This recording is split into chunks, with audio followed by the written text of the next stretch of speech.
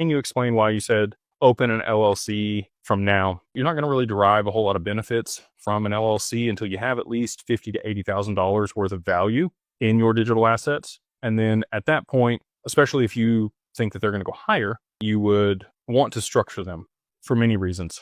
The first of which being anonymity. We structure all of the LLCs there in Wyoming, where you get attorney-client privilege. There's a few other states and jurisdictions that provide that. You could look at South Dakota or Nevada or Delaware if you did want just that component. The other benefit, there's a couple other benefits when it comes to Wyoming, but you have, beyond the anonymity, low cost to maintain the LLC there. You have no state tax there in Wyoming.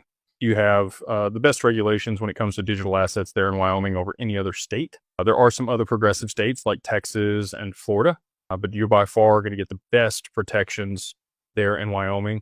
In addition to that, as far as creditor protection, if you maintain the corporate veil, which we work with Laughlin to do for all of our clients, the worst that can happen is they place a charging order against your LLC, and they adopted that from Nevada.